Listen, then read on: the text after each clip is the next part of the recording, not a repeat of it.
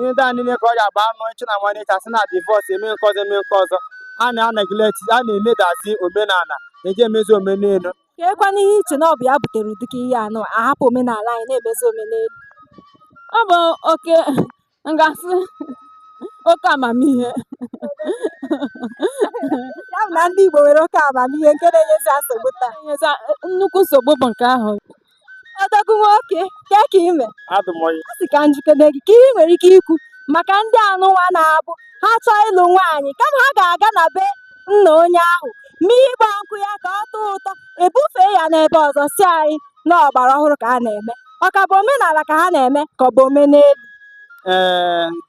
na-atụfughị oge ọ bụ omenelu ka ha na-eme because omenala dịva adị tupu ihe a niile wee na-abịa.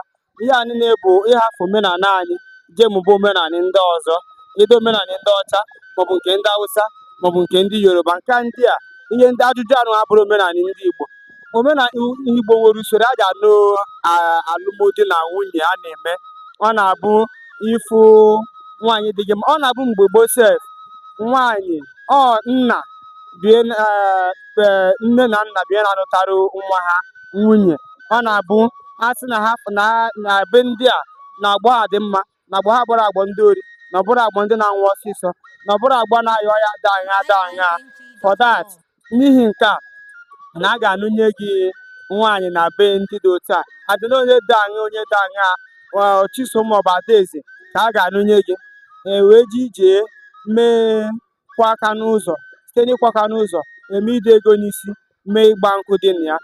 Mana kịta anyị na-amụzi ndị ọcha ịma na ihe a na-efe esi bụ na Naijiria ihe Afrịka ji ejela adị isi maka ihe ndị ọcha wetara anyị and a na ha bụrụ ofu.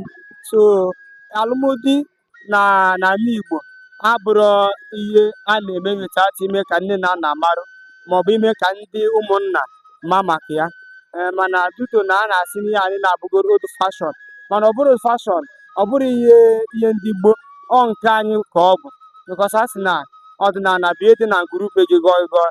So ọdịnala ka ọ bụ omenala ihe ndị na-eme ka ọ bụ.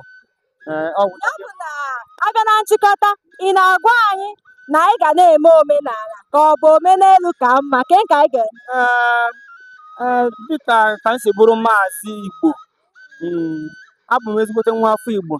So mụnwa na onwe m ga-eji onwe m nye ezampụl na onwere eji eme ka ha hafụ omenala be nna m jee mebe omenelu maka ọganiru ezinụlọ m. Ihe ndị a niile ka eji enwe krasis na marriage n'ụbọchị nke tata. Ihe ndị a niile ka ọ ga-agba anụ echi na nwanne asị na divọs eme nke ọzọ eme nke ọzọ a na-neglect a na-enedazi omenala eji emezi omenelu ma chefu ma ọdịnala bụ ihe dị adị ọdịnala omenala dịva adị tupu amụọ mụ na gị na-abụ tupu amụọ ndị nna nna anyị. So ịhafụ omenala jee emebe omenelu na-evute ihe mgbagwoju anya dị iche iche na alụmdi na nwunye n'ụbọchị nke tata. Ewo unu anụrụ anụ ya na ọ sịrị anyị ahapụkwa na omenala anyị jee mebe gịnị omenelu. Maazị Igbo daalụ ọrụ. Ihe anụ ọ na-abụ anyị na-anụ na a na-asị na ahapụgo omenala na-emezi omenelu ọ bụ eziokwu? Ọ eziokwu. Ka e gosibụkwara n'eziokwu? Ọ bụ eziokwu. N'ihu ọ dị ka ihe m na ụmụnne m kwuchere ebe a mgbe anyị na-ele ihe unu na-eme. Ị bịa na Hausa esi m Port Harcourt bịa ebe a.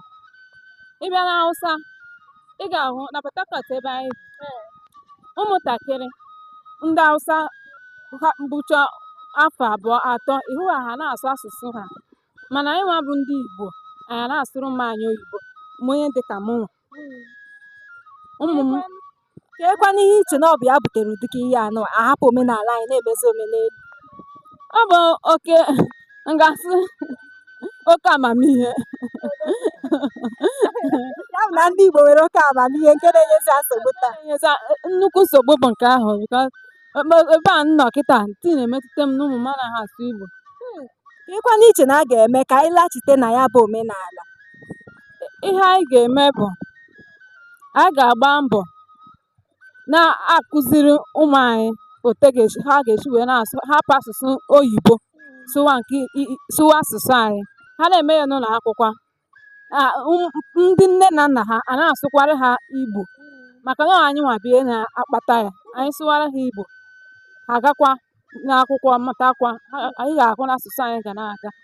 Unu anụla anụ ya na nwanne anyị nwaanyị siri anyị n'ihe ga-enye aka ka anyị lachite azụ na ya bụ omenala na anyị ga-amalite n'ụlọ anyị wee sụbara ụmụaka anyị gịnị asụsụ Igbo. Gị nwa na-ekiri m bidie tata na-ejikọ aka ọnụ mee gịnị mgbe ọma mmiri ome gịnị ọjọọ ụfụfụ daalụ mgbe nna anyị si ka anyị jikene omenala ka ọ bụ omenelu ka a na-emezi taa. Ile ya tata anyị ga-ahụ na ụfọdụ ndị mmadụ anaghịzị eme omenala nọọsụ omenelu ka a na-eme.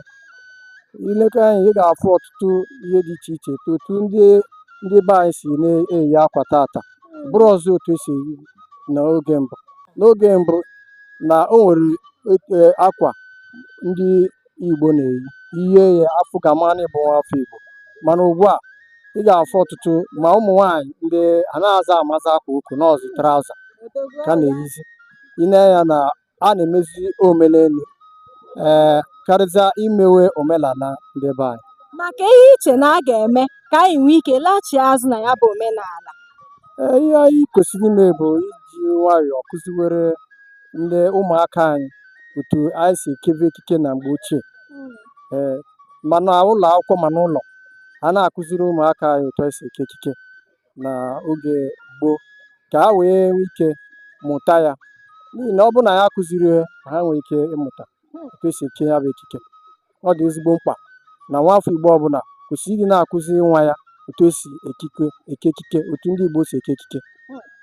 Unu anụla anụ ya na onye elu na-ekwu na a ga-amalite n'ahụ ụmụaka anyị mebe ya bụ ihe site n'ịkụziri ha asụsụ Igbo na etu ndị Igbo si ebi ndụ ka anyị nwee ike mee gịnị laghachi azụ n'omenala anyị. Nna anyị daalụ, imeela.